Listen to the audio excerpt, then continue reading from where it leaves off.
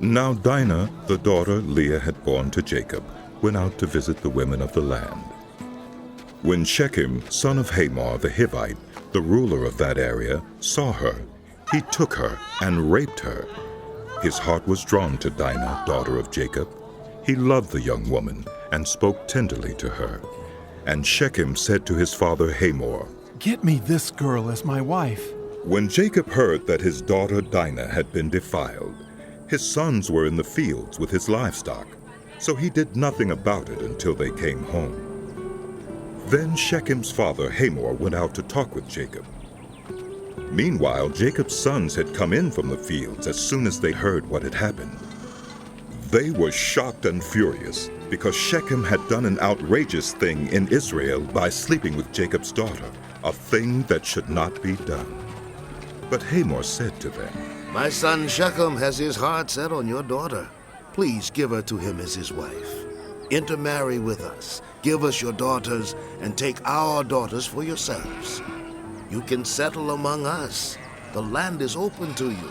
Live in it, trade in it, and acquire property in it." Then Shechem said to Dinah's father and brothers, "Let me find favor in your eyes, and I will give you whatever you ask. Make the price for the bride and the gift I am to bring as great as you like, and I'll pay whatever you ask me. Only give me the young woman as my wife." Because their sister Dinah had been defiled, Jacob's sons replied deceitfully as they spoke to Shechem and his father Hamor. They said to them, "We can't do such a thing.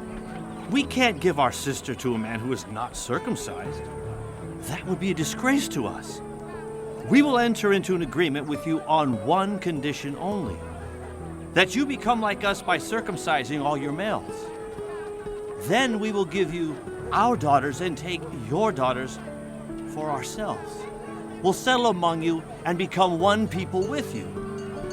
But if you will not agree to be circumcised, we'll take our sister and go." Their proposal seemed good to Hamor and his son Shechem. The young man, who was the most honored of all his father's family, lost no time in doing what they said, because he was delighted with Jacob's daughter. So Hamor and his son Shechem went to the gate of their city to speak to the men of their city. "These men are friendly toward us," They said, "Let them live in our land and trade in it. The land has plenty of room for them."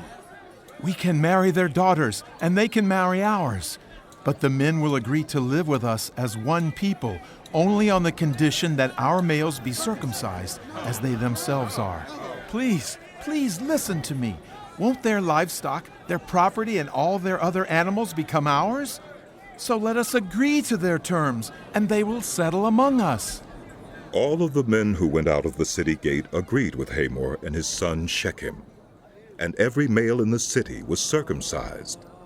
3 days later, while all of them were still in pain, 2 of Jacob's sons, Simeon and Levi, Dinah's brothers, took their swords and attacked the unsuspecting city, killing every male.